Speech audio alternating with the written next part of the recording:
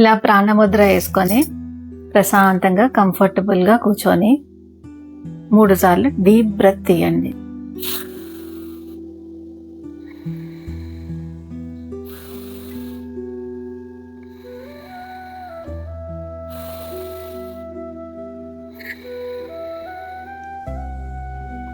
తర్వాత ఇప్పుడు మనం చేయబోయేది డైనమిక్ బ్రీతింగ్ టెక్నిక్.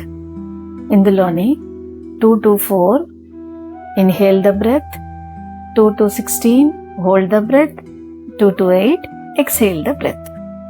స్టార్ట్ చేద్దాం.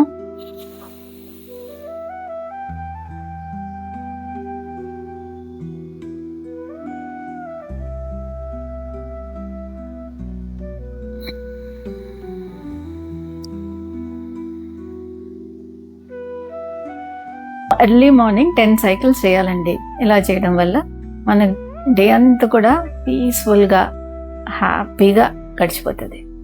Thank you.